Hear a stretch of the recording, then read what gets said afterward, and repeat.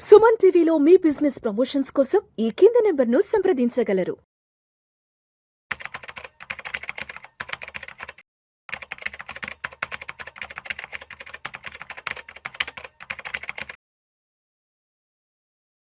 Suman TV ప్రేక్షకులకు స్వాగతం. నేను doctor Anil Kumar Bachchu, certified financial ప్లానర్ని. చాలామంది ఏంటంటే ఈ మధ్యలో ఆల్టర్నేట్ ఇన్వెస్ట్మెంట్ ఫండ్స్ ఏఐఎఫ్ అని వింటూ ఉన్నారు, చూస్తూ ఉన్నారు. ఇందులో కూడా రకరకాల కేటగిరీలు ఉంటాయి. ఏఎఫ్ మీద కంటెంట్ తెలుగులో ఎక్కువగా లేదు. అందులో కూడా ఒక కేటగిరీ ఏంటంటే ఏఎఫ్ 2, కేటగిరీ 2 ఏఎఫ్స్. వీటి మీద తక్కువగా ఉంది తెలుగులో. మీరు చూడండి, మీ ఫ్రెండ్స్కి కూడా షేర్ చేయండి. ఏఎఫ్ 2 కేటగిరీ ఏఎఫ్స్ ఏంటివి, ఎవరి కోసం, ఎలాంటి ఇన్వెస్ట్మెంట్స్ ఉంటాయి, ఇందులో రిటర్న్స్ ఎలా రావచ్చు, ఇన్వెస్ట్మెంట్ థీసిస్ ఏంటి, ఇది ఎవరికి సూటబుల్ అనేది ఈ వీడియోలో పక్కా తెలుసుకుందాము. మనం చూసుకుంటే కేటగిరీ 2 ఈ ఏఎఫ్స్ అంటే ఫస్ట్ ఏంటంటే ఆల్టర్నేట్ ఇన్వెస్ట్మెంట్ అంటే ఏంటంటే మాత్రం ఒక ప్రైవేట్లీ పూల్డ్ ఇన్వెస్ట్మెంట్ వెహికల్ అనమాట. ఇది యూజువల్లీ సఫిస్టికేటెడ్ ఇన్వెస్టర్స్, అంటే కొంచెం నెట్వర్త్ ఉండి మనం డిక్లేర్ చేయాల్సి వస్తుంది. నెట్వర్త్ ఉంది బాగా, ఇండియన్ కావచ్చు, ఫారిన్ కావచ్చు, వాళ్ళు ఒక పూల్డ్ ఇన్వెస్ట్మెంట్. ఇది like mutual fund, like SIF లాగా ఇది కూడా pooled. PMS individual investment, but ఇది అందరికి కలిపి చేస్తారు ఇక్కడ. సో ఇక్కడ ఏంటంటే 3 రకాల బ్రాడ్ కేటగిరీస్ ఏఎఫ్లో ఉన్నాయి. కేటగిరీ 1 ఇవేంటంటే venture capital funds, SME focused funds, social impact funds. ఇక్కడ very long time, high risk, ఓపిక్ కావాలి. మీ రిస్క్ క్యాపిటల్ అనేది వెరీ వెరీ రిస్క్ ఎక్కువ ఉండేది. సో ఇక్కడ యూజువల్లీ 25 లక్షల నుంచి స్టార్ట్ అవుతాయి minimum investment. But 7 to 8 years, at least 5 years minimum wait చేయాల్సి వస్తుంది ఎగ్జిట్కి. ఇక్కడ లిక్విడిటీ అనేది ఉండదు, కేటగిరీ 1లో అస్సలు ఉండదు ఇమ్మీడియట్గా. దెన్ కమ్స్ ద కేటగిరీ 2, ఈ వీడియో యొక్క సబ్జెక్ట్. ఇక్కడ ఏంటంటే ప్రైవేట్ ఈక్విటీ, అంటే కంపెనీస్ ఇంకా లిస్టెడ్ కాని కంపెనీస్లో, అట్లాగే ప్రైవేట్ డెట్, అంటే ఇంకా లిస్టెడ్ కంపెనీ కాని వాటికి అప్పులు, అంటే డెట్ ఇన్వెస్ట్మెంట్స్ కానీ, రియల్ ఎస్టేట్ ప్రాజెక్ట్స్లో ఫండింగ్ కానీ, ఇవన్నీ కూడా కేటగిరీ 2 కిందికి వస్తాయి. కేటగిరీ 3 వచ్చేసి ఈక్విటీ ఫోకస్డ్ ఫండ్స్ ఉంటాయి. ఇక్కడ ఏంటి, hedge fund style of investment, అంటే కావాలంటే లీవరేజ్ తీసుకుంటారు, కావాలంటే డెరివేటివ్స్ వాడుకునే స్టైల్, మోర్ ఎంత అడ్వాన్స్ ఉన్న అన్ని రకాల ఫండ్స్, లాంగ్ షార్ట్ ఫండ్స్ అన్నీ కూడా కేటగిరీ 3. యూజువల్లీ ఇందులో కూడా క్లోజ్డ్ ఎండెడ్ ఉంటాయి, open ended. So more or less కొంచెం మ్యూచువల్ ఫండ్స్కి దగ్గరలాగా, అంటే ఎప్పుడైనా ఇన్వెస్ట్ చేసి ఈక్విటీస్లో, ఎప్పుడైనా ఎగ్జిట్ చేసే వాటికి చాలా కూడా అవన్నీ కేటగిరీ 3లో ఉంటాయి. Now coming to category 2. So ఇక్కడ ఇంపార్టెంట్ థింగ్ ఏంటంటే ఏఎఫ్స్ అన్నిటికి కూడా 1 crore, ఇది 2కి 3కి మినిమం 1 crore ఇన్వెస్ట్మెంట్ కావాల్సిందే. అండ్ ఎక్సెప్షన్స్ కొంచెం అక్రెడిటెడ్ ఇన్వెస్టర్స్ అంటారు. ఈ అక్రెడిటెడ్ ఇన్వెస్టర్స్ ఎవరైతే ఉంటారో వాళ్ళకు మాత్రం 25 లక్షల నుంచి మొదలుపెట్టే అవకాశం ఉంటుంది. అది ఇంకొక ప్రాసెస్ ఉంటుంది. మీకు ఏమైనా క్వశ్చన్స్ ఉంటే అక్రెడిటెడ్ ఇన్వెస్టర్ ఎలా కావాలి, దానికి క్వాలిఫికేషన్స్ ఏంటంటే రీచ్ అవుట్ అవ్వండి, I will surely explain. Then coming to ఇండియాలో ఇదేం కొత్త కాన్సెప్ట్ అంటే కానే కాదు.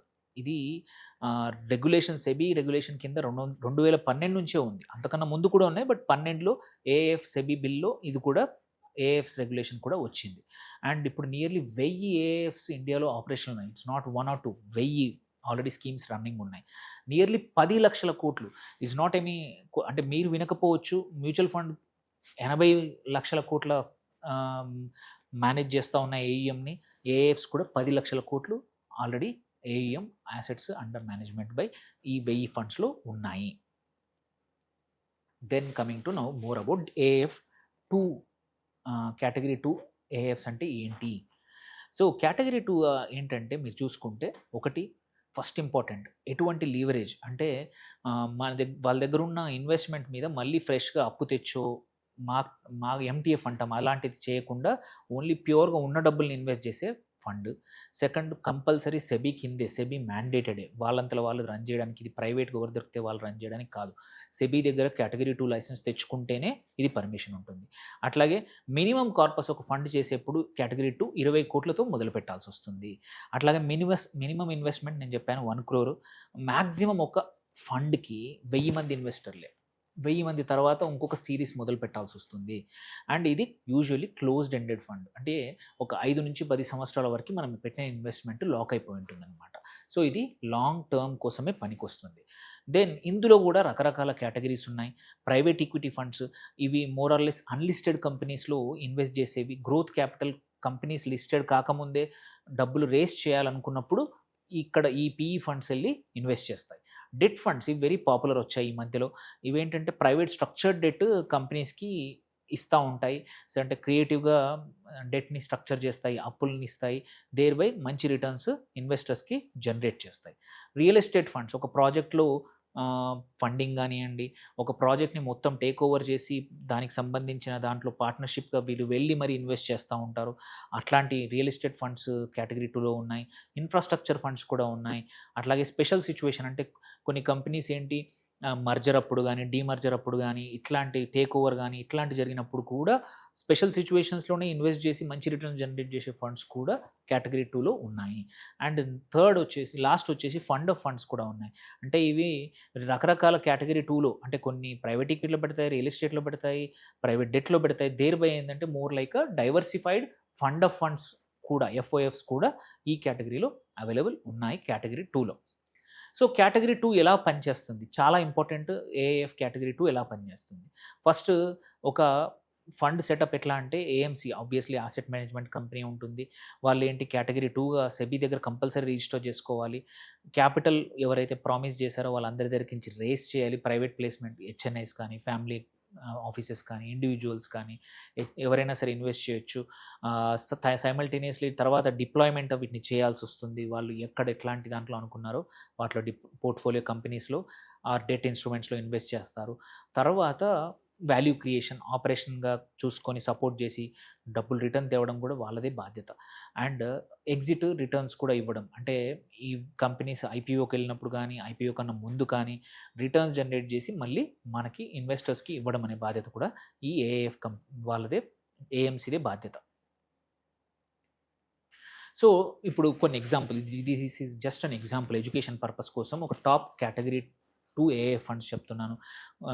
మనం మల్టిపుల్ ఉన్నాయి, బట్ ఇది ఓన్లీ నేను కంపెనీ పేరు చెప్తున్నాను, ఫండ్ పేరు కూడా చెప్పట్లేదు. కోటక్ ఆల్టర్నేట్ మేనేజర్స్ కానివ్వండి, బ్లాక్ స్టోన్ ఇండియా కానివ్వండి, హెచ్డిఎఫ్సి క్యాపిటల్ అడ్వైజర్స్ వాళ్ళవి కూడా చాలా ఉన్నాయి. ఇడెల్వైజ్ కానీ, ఏఎస్కే వాళ్ళు కానీ, మోతిలాల్ ఓస్వాల్ ఇంకా చాలా ఉన్నాయి. భారత్ ఇండియా వాల్యూ ఫండ్ అని రకరకాల కేటగిరీ 2 ఫండ్స్ మంచి ఫండ్స్ ఉన్నాయి. విచ్ పక్కా ఒక 14-15% పక్కా రిటర్న్ ఇచ్చేది, అంటే ఐఆర్ఆర్ ఇచ్చే ఫండ్స్ కూడా చాలా ఉన్నాయి. కాకపోతే ఏంటంటే ఇక్కడ 4 to 5 years ఆగాల్సి వస్తుంది. మీరు ఎగ్జాంపుల్ తీసుకుంటే కొన్ని 18-20% కూడా ఐఆర్ఆర్ ఉన్నాయి రీసెంట్గా. Some of them not even చిన్నవి, 30,000, 20,000, 30,000 కోట్ల మేనేజ్ చేస్తున్నాయి. మీరు చూస్తే 14 మినిమం % రిటర్న్స్ ఇస్తాయి సంవత్సరానికి. కొన్ని 26% వరకు కూడా ఉన్నాయి. But it all depends on portfolio performance, మన రిస్క్ కేపబిలిటీని బట్టి. సో ఇక్కడ రకరకాల కేటగిరీస్ స్ట్రాటజీస్ చెప్పాను. ఒకటి ప్రైవేట్ ఈక్విటీ. ఇక్కడ మనం ఎక్స్పెక్ట్ చేయొచ్చు ఏంటంటే ఇట్స్ మోస్ట్లీ గ్రోత్ కోసం కానీ, బైఅవుట్ కోసం కానీ అన్లిస్టెడ్ కంపెనీస్లో మాత్రమే. అందుకే ప్రైవేట్ కంపెనీస్ అంటాం, ప్రైవేట్ ఈక్విటీ అంటాము. ఇక్కడ 18-25% రిటర్న్స్ ఎక్స్పెక్ట్ చేయొచ్చు సంవత్సరానికి. But risk is high. But waiting period మాత్రం 5 to 8 years కంపల్సరీ వెయిట్ చేయాల్సిందే. Then private credit or debt funds అంటాం మనము. ఇవి కూడా ఈ మధ్యలో చాలా పాపులర్ అయినాయి. ఇక్కడ ఏంటంటే 13-18, బట్ షూరిటీ కొంచెం ఎక్కువగా ఉంటుంది. 16-17% పర్ యానము కంపల్సరీ ఇచ్చే ఫండ్స్ చాలా ఉన్నాయన్నమాట. ఇక్కడ ఎందుకంటే కొంచెం సెక్యూరిటీ కూడా ఉంటుంది. వీళ్ళు ఇన్వెస్ట్ చేసినప్పుడు ఆ కంపెనీ యొక్క యాసెట్స్ మీద వీళ్ళకి రైట్స్ ఉంటాయి కాబట్టి మనకు పెద్దగా భయం ఉండదు ఈ కేటగిరీ ఆఫ్ 2 ఏఎఫ్స్లో. ఇది medium risk when compare to private equity కన్నా రిస్క్ తక్కువ, ఎందుకంటే వీటికి ఫస్ట్ రైట్ ఉంటుంది ఒక కంపెనీ ఫెయిల్ అయినా కానీ. సో ఇది 2 to 5 years హొరైజన్ కోసం పక్కా ఇది ఇన్వెస్ట్ చేసుకోవచ్చు. రియల్ ఎస్టేట్ డెట్ ఫండ్స్ ఏది కేటగిరీ 2లో, ఇక్కడ కూడా 14-18% పక్కా ఎక్స్పెక్ట్ చేయొచ్చు. ఇది కూడా ఏంటంటే 2 to 4 yearsకి పనికొస్తుంది. ఇక స్పెషల్ సిచ్యువేషన్ ఫండ్స్ అంటే స్ట్రెస్డ్ యాసెట్స్ ఉన్నప్పుడు కానీ, స్ట్రెస్డ్ డీల్స్ అంటే కంపెనీ నష్టాల్లో ఉన్నప్పుడు వీళ్ళు వెళ్ళి కొనడం కానీ, టర్న్ అరౌండ్ చేయడానికి కంపెనీస్ని కొనడం కానీ, అలాంటి వాటిల్లో మాత్రమే ఇన్వెస్ట్ చేస్తారు. ఇక్కడ రిస్క్ ఎక్కువ కాబట్టి రిటర్న్స్ కూడా 20-30% ఎక్స్పెక్ట్ చేయొచ్చు. బట్ ఇది కూడా 3 to 6 months investment horizon. So ఎవరు ఇన్వెస్ట్ చేయాలి? This is very important. అందరికీ కాదు ఇది. ఫస్ట్ నెట్వర్త్ మీద ఒక 3-4 కోట్లు ఉంటేనే ఒక 1 crore కేటగిరీ 2లో పెట్టగలుగుతాం. అట్లీస్ట్ 5 crores ఉంటే మంచిది. బట్ ఎవరైనా సరే ఒక రెంటల్ కోసం ఒక రియల్ ఎస్టేట్ ప్రాపర్టీ కొనడం కన్నా ఆర్ ఒక ప్రాపర్టీలు ఒక ప్లాట్ కొనడం కన్నా మాత్రం కేటగిరీ 2 ఏఎఫ్ బెస్ట్. ఎందుకంటే నీకు 14-15% పక్కా వస్తుంది. మీకు కమర్షియల్ రియల్ ఎస్టేట్ కూడా ఇవాళ 6-7% కన్నా ఎక్కువ రిటర్న్స్ ఇవ్వట్లేదు. రెసిడెన్షియల్ అయితే మర్చిపోండి 3-4% కన్నా ఇవ్వదు. దానికన్నా ఇది బెటరు. 3-5 సంవత్సరాలు ఈవెన్ ప్రాపర్టీ కొన్నా మనం వెయిట్ చేస్తాం 10-15 సంవత్సరాలు అప్రిషియేట్ చేయడానికి. ఇక్కడ అలాంటివి కాకుండా రిటర్న్స్ బాగా ఉన్నాయి, ఎగ్జిట్ ఉంది, liquidity 3rd year 4th years నుంచి లిక్విడిటీ కూడా ఉంది. And there is a certainty also. Uncertainty తక్కువగా ఉంటుంది. మార్కెట్స్ ఏమవుతాయి, రియల్ ఎస్టేట్ ఫెయిల్ అవుతుందా, ఏరియా ఏమవుతుందా, భయం అవసరం లేదు. గవర్నమెంట్ కానీ పాలసీ చేంజెస్ కూడా భయపడాల్సిన అవసరం లేదు. కేటగిరీ 2 ఈజ్ మీ దగ్గర చాలా ఒక 4-5 కోట్ల ఎఫ్డీస్ ఉన్నాయి, చాలామంది దగ్గర ఉంటాయి, కొద్దిమంది పెట్టేసుకుంటారు. అలాంటి వాళ్ళు కూడా ఒక 1 or 2 crores కేటగిరీ 2 ఏఎఫ్లో పెట్టుకుంటే ఏంటంటే మీకు సర్టెనిటీ ఇన్కమ్ ఇంతకుముందు 5-6% పోస్ట్ ట్యాక్స్ వచ్చేది, దాన్ని ఇప్పుడు 14, 16, 17, 10 వస్తున్నప్పుడు 12-13% పోస్ట్ ట్యాక్స్ ఈజీగా వస్తుంది అనమాట. అంటే మీరు నియర్లీ ఎఫ్డి రిటర్న్స్ని డబల్ చేసుకోవచ్చు category 2 AF. 5 years lock in అక్కడ చేసే బదులు 5 years ఇందులో పెట్టుకోండి. సో అదొకటి. ఫ్యామిలీ ఆఫీసెస్ కానీ ఇన్స్టిట్యూషనల్ ఇన్వెస్టర్స్ కానీ ఎవరి దగ్గర ట్రస్ట్లు ఉన్నాయి, ఒక కంపెనీ డబ్బులు ఉన్నాయి, మీకు అవసరం లేనప్పుడు కేటగిరీ 2 ఏఎఫ్లో పెట్టుకోవచ్చు. అట్లాగే ప్రమోటర్స్, బిజినెస్ ఓనర్స్ డబ్బులు పెట్టుకోవాలనుకుంటే దీన్ని కూడా పెట్టుకోవచ్చు. ఎన్ఆర్ఐస్ ఎవరైతే ఉన్నారో వాళ్ళకు కూడా ఇది సూటబుల్, ఫారిన్ ఇన్వెస్టర్స్ కానీ వాళ్ళకి ఇది సూటబుల్.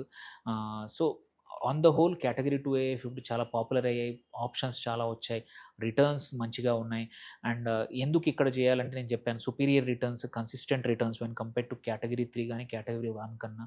ఎందుకంటే ఇక్కడ రిస్క్ అక్కడికన్నా కొంచెం తక్కువ ఉంటుంది. మీరు 15-25% టార్గెట్ చేసుకోవచ్చు పక్కా. సో ఈక్విటీస్ కన్నా కూడా మోర్ కన్సిస్టెన్సీ ఎక్కువగా ఉంటుంది, వొలటిలిటీ తక్కువ ఉంటుంది కేటగిరీ 2లో. దెన్ పోర్ట్ఫోలియో డైవర్సిఫై చేసుకోవడం, మీకు ఈక్విటీలో చాలా ఎక్స్పోజర్ ఉన్నప్పుడు కొంచెం డెట్ కోసం దాన్ని చేయాలంటే ఇది వాడుకోవచ్చు. అట్లాగే ప్రైవేట్ మార్కెట్స్ కూడా యాక్సెస్ దొరుకుతుంది దీనివల్ల. ఇది 100% సెబీ రెగ్యులేటెడ్ కాబట్టి వాళ్ళు కొనింది అమ్మింది పక్కా సెబీకి చెప్తారు, మనం భయపడాల్సిన అవసరం లేదు. ట్యాక్స్ కూడా ఎఫిషియన్సీ, ఎందుకంటే పాస్ త్రూ ట్యాక్స్ ట్రీట్మెంట్ ఉంటుంది.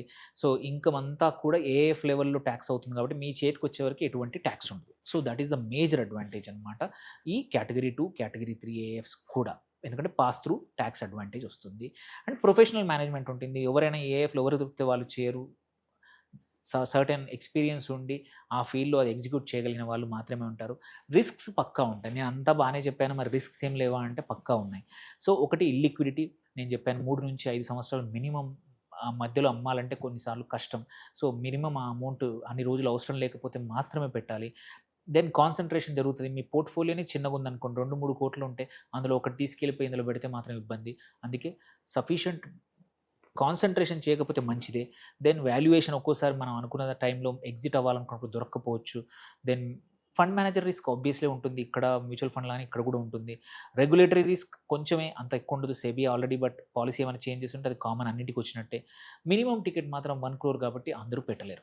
సో ఇన్వెస్టర్స్ పెట్టే ముందు ఒక చెక్ లిస్ట్ కంపల్సరీ చూసుకోవాల్సింది ఏంటంటే ఫండ్ యొక్క ట్రాక్ రికార్డ్ తెలుసుకోవడము, ఫండ్ మేనేజర్ యొక్క ట్రాక్ రికార్డ్ తెలుసుకోవడము, ఫండ్ మేనేజర్ టీమ్ ఎవరు, వాళ్ళ స్ట్రాటజీ ఏంది పక్కా తెలుసుకోవడం, ఎక్స్పీరియన్స్ ఏముంది, ఏ సెక్టర్లో పనిచేశారు, అండ్ ఫీ స్ట్రక్చర్ ఏంటి, మేనేజ్మెంట్ ఫీజ్ ఎంత, ఏదైనా క్యారీడ్ ఇంట్రెస్ట్ ఏదైనా ఉందా, అట్లాగే ఎన్ని రోజులకు ప్రైవేట్ ప్లేస్మెంట్ పీపీఎం అంటారో ఆ మెమొరాండం చూసుకోవాలి తప్పకుండా. దెన్ అలొకేషన్ ఏదైతే ఉందో మీ లిక్విడిటీకి ఫిట్ అవుతుందా లేదా అనేది basic question.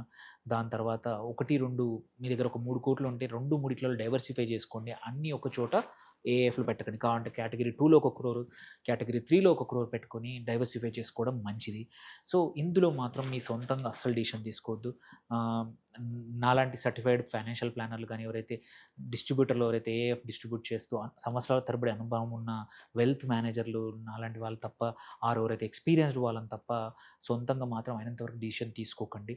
Category 2 reward high, but తెలియకుండా నాలెడ్జ్ టెక్నికల్గా ఎక్కువగా కొంచెం అవసరం కాబట్టి ఒక ఎక్స్పీరియన్స్డ్ వాళ్ళతో మాత్రమే ముందుకెళ్ళండి.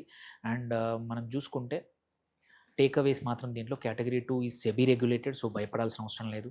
అండ్ సఫిస్టికేటెడ్ ఇన్వెస్టర్స్కి మోర్ సర్టెన్ ఇన్కమ్ వస్తుంది, 15-18-20% పక్కా వస్తుంది. ఐఆర్ఆర్ 25% వరకు కూడా ఉంది. కొంచెం ఇల్లిక్విడ్, అది ఇంపార్టెంట్. 5 years 3 to 5 years పక్కన పెట్టాల్సిందే, డబ్బులు మనకు కావాలంటే రావు. అండ్ ప్రైవేట్ ఈక్విటీకి, ప్రైవేట్ డెట్కి యాక్సెస్ దొరుకుతుంది. ట్యాక్స్ ఎఫిషియంట్, ఎందుకంటే pass through taxation at the fund level, trust level జరుగుతుంది కాబట్టి నీ చేతికి వచ్చే వరకు రిటర్న్స్ ట్యాక్స్ ఎటువంటి కట్టాల్సిన అవసరం ఉండదు.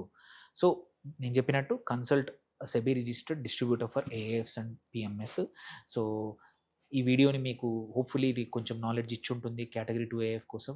మీకు నచ్చితే ఇంకో నలుగురికి షేర్ చేయండి. Thank you for watching. Signing off doctor Anil Kumar Bachu.